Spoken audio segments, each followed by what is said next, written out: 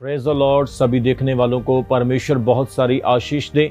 आज इस दुनिया में हालात बहुत नाजुक हैं। जैसा कि आप सब जानते हैं, इज़राइल और फिलिस्तीन की लड़ाई लगी हुई है और ऐसा लग रहा है जैसे वर्ल्ड वॉर 3 हो जाएगी। बहुत सारे देश जो है वो फिलिस्तीन यानी गाज़ा के समर्थन में आ रहे हैं और इज़राइल को भी बहुत सारे देशों से समर्थन मिल रहा है और बहुत सारे लोग सोच रहे हैं कि शायद वर्ल्ड वॉर 3 हो जाएगी। ऐसा लग रहा है कि इस दुनिया का अंत हो जाएगा। पर आज मैं बाइबल से आपको बताना चाहता हूँ ये होगा या नहीं होगा। अगर होगा तो ये कब होगा। सबसे पहले एज अ क्रिश्चियन मैं आपको बताना चाहता हूँ कि हमें इज़राइल के लिए प्रार्थना करनी चाहिए, क्योंकि परमेश्वर का वचन कहता है कि जो इज़राइल को आशीष देगा मैं उसे आशीष दूंगा और जो इज़राइल को श्राप देगा मैं उसे श्रापित करूंगा। सो हम सारी इंसानियत के लिए प्रार्थना करते हैं कि परमेश्वर पूरी दुनिया में शांति बनाई रखे।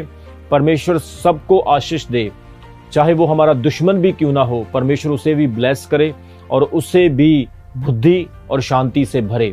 लेकिन इज़राइल के लिए हमें सपोर्ट करना है, प्रार्थना करना है, क्योंकि इज़राइल हमारे लिए एक बहुत ही खास महत्व रखने वाला स्थान है। वो जगह है यहाँ पर हमारे प्रभु यीशु मसीह पैदा हुए, मारे गए, हमारे पापों के लिए क्रूस पर चढ़े और तीसरे दिन फिर मुर्दों से जिंदा हो गए और स्वर्ग चले गए। और वो एक ऐसी जगह है जहाँ पर अब्राहम, इसहाक, याकूब, इज़राइल के 12 गोत्र और बहुत सारे इतिहास, हिस्ट्री जुड़ी हुई है। मेरे प्रियो, आज दुनिया सोच रही है क्या इज़राइल को गाज़ा यानी फिलिस्तीन ख़त्म कर देगा, या जितने भी अरब देश है वो सब मिलकर इज़राइल के ऊपर हमला करेंगे। लेकिन आज मैं बाइबल के प्रोस्पेक्टिव से आपको बताना चाहता हूँ कि पवित्र शास्त्र बाइबल इसके बारे में क्या कहता है। तो सबसे पहले मैं यही वचन पढ़ना चाहता हूँ जिसके बारे में मैंने अभी आपको बताया है। परमेश्वर के वचन में उत्पत्ति उसका 12 अध्याय उसके 3 वचन में लिखा है। बाइबल की पहली किताब जेनेसिस चैप्टर 12 वर्स 3 में लिखा है, जब परमेश्वर ने अब्राहम से बात की और उसे कहा कि तू अपना देश, अपना कुटुंब छोड़ दे और उस देश को जा जो मैं तुझे दिखाऊंगा। पवित्र शास्त्र कहता है कि अब्राहम अपना देश छोड़कर उस स्थान को चला जो परमेश्वर ने उसे कहा था। उत्पत्ति उसके 12 अध्याय उसके 3 वचन में परमेश्वर जब अब्राहम से बात करते हैं उसे क्या कहते हैं, जो तुझे आशीर्वाद देंगे मैं उन्हें आशीर्वाद दूंगा, जो तुम्हें कोसेंगे मैं उन्हें श्राप दूंगा और भूमंडल के सारे कुल तेरे द्वारा आशीष पाएंगे। परमेश्वर ने यह अब्राहम को एक प्रॉमिस दिया था।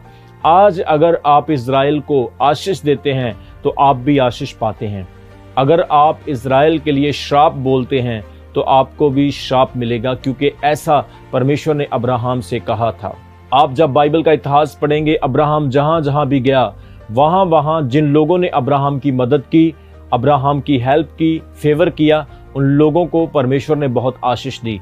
लेकिन जो लोग अब्राहम के विरुद्ध में खड़े हुए, परमेश्वर ने उन लोगों को श्रापित किया, क्योंकि ये परमेश्वर की वाचा थी। खुदा ने एक बंदे को, एक इंसान को चुना था कि जिसके द्वारा सब कुल, सब जातियां आशीषित होने वाली थी। जैसा कि मैंने अभी बोला कि जो इज़राइल को आशीष देगा परमेश्वर उसे भी आशीष देगा। हम बाइबल का इतिहास पढ़ते हैं कि जितने लोगों ने इज़राइल को सपोर्ट किया है परमेश्वर ने उन लोगों को ब्लेस किया है। बाइबल का मुझे एक बहुत ही अच्छा चैप्टर याद है, गिनती की किताब उसका 24 अध्याय उसके 9 वचन में, नंबर्स चैप्टर 24 एंड वर्स 9।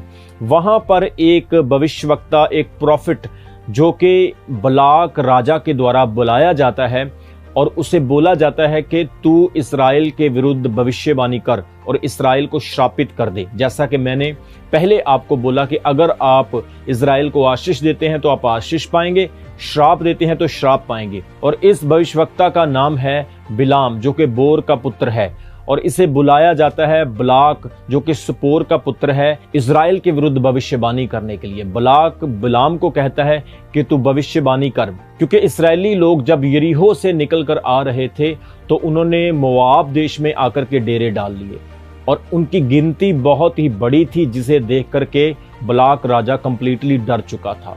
उसने उनके किस्से सुने थे, उनके परमेश्वर के अद्भुत चमत्कार सुने थे, इसलिए वो डर गया और वो चाहता था कि अब मैं इनके साथ जंग करूं, लेकिन जंग वो जीत नहीं सकता था। इसलिए उसके दिमाग में एक प्लान आया कि इन्हें मारने की बजाय, इनसे जंग करने की बजाय क्यों ना मैं बिलाम भविष्यवक्ता को बुलाता हूं।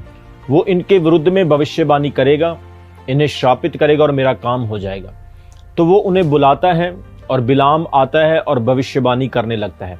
बिलाम जब भी इस्राएल के विरुद्ध भविष्यवाणी करता है, उसके मुंह से आशीष के वचन ही निकलते हैं।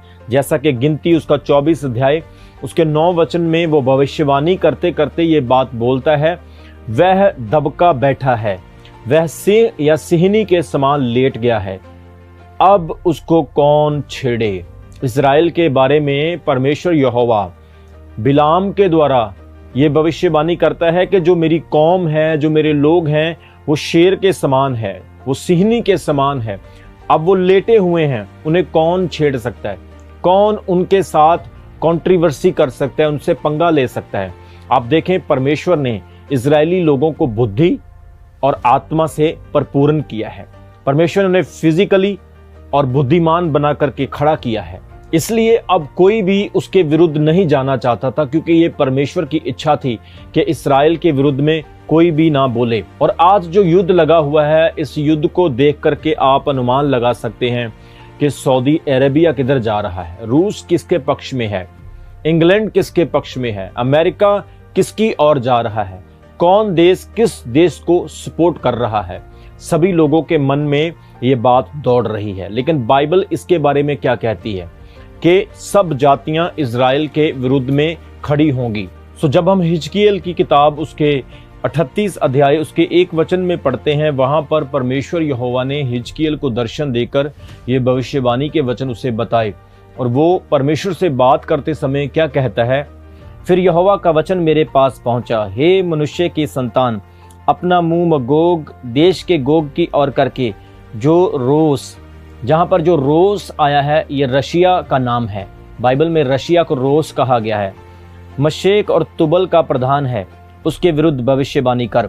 परमेश्वर से कह रहा है कि उसके विरुद्ध में भविष्यवाणी कर। ये जो देश हैं, तूने इनके बारे में, इनके विरुद्ध में प्रोफेसी करनी है। और यह कह के, हे गोग, हे रोस, हे मशेक, तुबल के प्रधान, परमेश्वर यहोवा यूं कहता है, देख मैं तेरे विरुद्ध हूं, मैं तुझे घुमा ले आऊंगा और तेरे जबड़ों के आंकड़े डालकर तुझे निकालूंगा, और तेरी सारी सेना को भी, अर्थात घोड़ों सवारों को, जो सब के सब कवच पहने हुए एक बड़ी भीड़ हैं, जो फरी और ढाल लिए हुए सब के सब तलवार चलाने वाले होंगे, और उनके संग फरास, कूस और पूत को, जो सब के सब ढाल लिए हुए टोप लगाए होंगे, और गोमर और उसके सारे दलों को, और उत्तर दिशा के दूर दूर देशों के तोगमर्ग के घराने और उसके सारे दलों को निकालूंगा। तेरे संग बहुत से देश के लोग होंगे, इसलिए तू तैयार हो जा, तू और जितनी भीड़ तेरे पास इकट्ठी हो तैयार रहना, और तू उनका अगुआ बनना। बहुत दिनों के बीतने पर तेरी सुधि ली जाएगी, और अंत के वर्ष में तू उस देश में आएगा जो तलवार के वश से छूटा हुआ होगा, और जिसके निवासी बहुत सी जातियों में इकट्ठे होंगे। अर्थात तू इज़राइल के पहाड़ों पर आएगा जो निरंतर उजाड़ रहे हैं, परंतु वे देश देश के लोगों के वश से छुड़ाए जाकर सब के सब निडर रहेंगे। तू चढ़ाई करेगा और आंधी के समान आएगा, और अपने सारे दलों और बहुत से देशों को समेत मेघ के समान देश पर छा जाएगा। परमेश्वर यहोवा यूं कहता है, उस दिन तेरे मन की ऐसी ऐसी बातें आएगी कि तू एक बुरी युक्ति भी निकालेगा, और तू कहेगा कि मैं बिन शहर पनाह के गाँव के देश पर चढ़ाई करूंगा। मैं उन लोगों के पास जाऊंगा जो चैन से निडर रहते हैं, जो सब के सब बिना शहर पनाह और बिना बेड़ों और पल्लों में बसे हुए हैं, ताकि छीन कर तू उन्हें लूटे और अपना हाथ उन खंडरों पर बढ़ाए जो फिर बसाए गए। सो वचन में लिखा है कि वो सब लोग चढ़ाई करके आएंगे और इस्राएल के विरुद्ध में खड़े हो जाएंगे। आपको इस चीज का पता होना चाहिए कि इस्राएल देश में बहुत सारे ऐसे यहूदी हैं जिन्होंने अब तक यीशु मसीह को उद्धारकर्ता ग्रहण नहीं किया। वो मसीह यीशु पर विश्वास नहीं करते, वो सिर्फ यहोवा परमेश्वर को ही मानते हैं। इसलिए वो समय ऐसा होगा कि सब देश इस पर चढ़ाई करेंगे, ये अकेला रह जाएगा और इसकी हालत बहुत ही नाजुक हो जाएगी। आगे जब आप इस चैप्टर को पढ़ेंगे, उनकी बेटियों, उनकी बच्चियों, उनकी औरतों के साथ दुर्व्यवहार किया जाएगा। जैसा कि अभी आपने देखा कि हमास ने उनकी औरतों को भी बंदी बना लिया। यहाँ तक न्यूज़ सुनने के लिए मिली कि बहुत सारी औरतों के साथ रेप किया गया और उन्हें मार दिया गया। ये सारी बाइबल की भविष्यवाणियां हैं। सो बहुत सारे देश इकट्ठे होकर इजराइल के विरुद्ध में चढ़ाई करेंगे। ये भविष्यवाणी हजारों साल पहले ही बाइबल में लिख दी गई। सो आपको इस चीज को सोचना चाहिए कि पवित्र शास्त्र बाइबल की एक एक भविष्यवाणी आज पूरी हो रही है। सो मेरे प्रियो, अब आपके मन में यह सवाल होगा कि क्या इजराइल खत्म हो जाएगा? क्या वो इजराइल जिसे परमेश्वर ने हमेशा खड़ा रहने के लिए बनाया है, जिसे परमेश्वर शेर के सिंहनी के समान कहता है, जिस इजराइल से यहूदा का बब्बर शेर हमारा यीशु मसीह पैदा हुआ है, जिस इजराइल से, जिस अब्राहम से परमेश्वर ने वादा किया कि जगत के अंत तक वो उन्हें आशीषित रखेगा, प्रिजर्व रखेगा, क्या वो इजराइल अब मिटा दिया जाएगा? वो खत्म हो जाएगा? क्या इजराइल के खात्मे का समय आ चुका है? जैसा कि मैंने आपको बताया कि इजराइल ने अभी तक यीशु मसीह को ग्रहण नहीं किया है, उस समय सारा का सारा इजराइल और यहूदी लोग पश्चाताप करेंगे, तौबा करेंगे और परमेश्वर से माफी मांगेंगे कि हमने तेरे पुत्र यीशु मसीह को सलीब पर मार दिया, हमने बहुत बड़ा पाप, बहुत बड़ा गुनाह किया, इसलिए आज हमें इन देशों से, इन दुश्मनों से छुड़ा और हमारी मदद कर। और फिर जब वो पश्चाताप करेंगे, तौबा करेंगे, तो परमेश्वर उनकी हेल्प कैसे करेगा? प्रभु उन्हें उन दुश्मनों से कैसे छुड़ाएगा? इसकी भविष्यवाणी जकरिया नबी की किताब में लिखी हुई है, उसका 14 अध्याय उसके 3 वचन में। तब यहोवा निकलकर उन जातियों से ऐसा लड़ेगा जैसा वह संग्राम के दिन लड़ा था। उस दिन वह जैतून के पर्वत पर पांव रखेगा। जब इजराइल को घेरा जाएगा तो यीशु मसीह जब आएंगे तो वो सबसे पहले अपना पैर जैतून के पहाड़ पर रखेंगे। आपको याद होना चाहिए, ये वही जैतून का पहाड़ है जहां से यीशु मसीह स्वर्ग चले गए थे। अब यीशु मसीह जब वापस आएंगे इजराइल को, यहूदियों को छुड़ाने के लिए, तो अपना सबसे पहला पैर वह जैतून के पर्वत पर ही रखेंगे जो पूर्व की ओर यरूशलेम के सामने है। तब जैतून का पर्वत पूर्व से लेकर पश्चिम तक बीचों बीच से फटकर बहुत बड़ा खड्डा हो जाएगा। तब आधा पर्वत उत्तर की ओर और आधा दक्षिण की ओर हट जाएगा। तब तुम मेरे बनाए हुए उस खड्डे में से भाग जाओगे, क्योंकि वह खड्डा असेल तक पहुंचाएगा, वरन तुम ऐसे भागोगे जैसे उस भूकंप के डर से भागे थे जो यहूदा राजा के हिजकिया के दिनों में हुआ था। तब मेरा परमेश्वर यहोवा आएगा और सब पवित्र लोग उसके साथ होंगे। सब बोले आमीन। जब इजराइल पश्चाताप करेगा, तौबा करेगा, बाइबल कहती है वो परमेश्वर के सामने चिल्लाएगा, घुटने टेकेगा, प्रभु हमें बचा, परमेश्वर अपने प्रॉमिसेस को याद कर। तो यहूदा का बब्बर शेर हमारा यीशु मसीह अपने प्रतापी और महामय रूप के साथ, ऐश्वर्या के साथ वो पहाड़ के ऊपर, जिसे हम जैतून का पर्वत कहते हैं, उतर जाएगा। और जैतून का पर्वत प्रभु की सामर्थ के द्वारा फटकर 2 हिस्सों में बंट जाएगा और बीच में से सूखा रास्ता निकल जाएगा। सो इजराइल को कोई मिटा नहीं सकता, इजराइल को कोई खत्म नहीं कर सकता, क्योंकि इजराइल परमेश्वर की चुनी हुई नेशन है, चुनी हुई कौम है। ऐसा नहीं कि परमेश्वर किसी को प्रेम नहीं करता, परमेश्वर सारे देशों को प्यार करता है, परमेश्वर सारी ह्यूमैनिटी को प्यार करता है, लेकिन एक चुनी हुई नेशन जो है वो सिर्फ यहूदी लोग हैं, जहां से परमेश्वर ने अपना सच का प्रचार किया, जहां से परमेश्वर ने यीशु मसीह को भेजना था और सारे जगत का, पूरे संसार का उद्धार करना था। इसलिए आप लोग प्रार्थना करें इजराइल के लिए और सभी देशों के लिए कि शांति बहाल हो। बाकी परमेश्वर की इच्छा तो पूरी होनी है, बाइबल की भविष्यवाणियां तो पूरी होकर ही रहेगी। हमारा कर्तव्य है कि हम प्रार्थना करें शांति के लिए, पीस के लिए, कि परमेश्वर जो इनोसेंट लोग, जो बेकसूर लोग इन लड़ाइयों में मारे जा रहे हैं और फंसे हुए हैं, उनको आप ही निकाल सकते हैं। मसीही लोगों के पास और कोई भी ऑप्शन नहीं। आप सैनिक नहीं हैं, आप ट्रेंड नहीं है कि आप गन उठाकर, बंदूक उठाकर युद्ध लड़ सके, लेकिन आप एक स्पिरिचुअल युद्ध लड़ सकते हैं। आप स्पिरिचुअल बैटलफील्ड में खड़े होकर प्रार्थना के द्वारा इजराइल की सपोर्ट कर सकते हैं और देशों देशों में शांति की दुआ मांग सकते हैं। तो मेरा विश्वास है आपने इस वचन के द्वारा, इस टीचिंग के द्वारा आशीष पाई है। अब समय है हम प्रार्थना करेंगे। जीवत सामर्थ्य अब्राहम, इसहाक और याकूब के परमेश्वर, मैं प्रार्थना करता हूं जितने भी लोग परमेश्वर आज परेशान हैं और इजराइल के बीच में जो युद्ध छिड़ गया है, पूरी दुनिया में युद्ध के हिसार बने हुए हैं, प्रभु आप शांति को बहाल करें। मैं इजराइल के लिए दुआ करता हूं, इजराइल को ब्लेस कर। यरूशलेम में खुदा तेरी शांति हो, जो तेरे चिन्ह, जो तेरी निशानियां परमेश्वर उस देश में पड़ी हैं, वो ऐसे ही मेंटेन और प्रिजर्व रहे। कोई शैतान की समर्थ, कोई दुश्मन और विरोधी ताकत उन निशानियों को मिटा ना सके।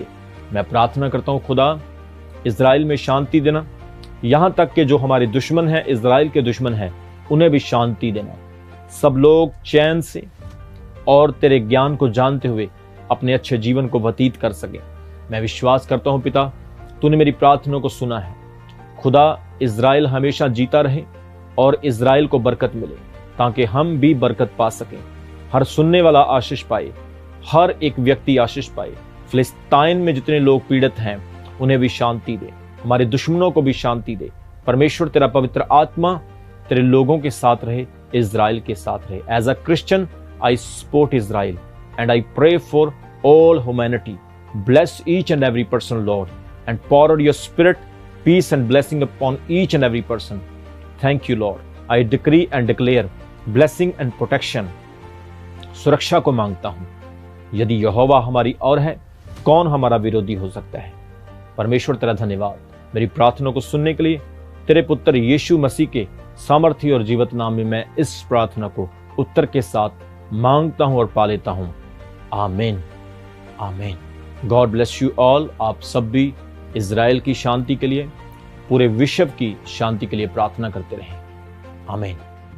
अभी हमारे चैनल को सब्सक्राइब करें। हमारे चैनल का नाम है रमन हंस मिनिस्ट्रीज और नीचे दिए गए बेल आइकन पर प्रेस करें। आप हमें फेसबुक पर भी फॉलो कर सकते हैं। हमारा फेसबुक पेज है रमन हंस मिनिस्ट्रीज। हमारा प्रेयर लाइन नंबर है 0160500800।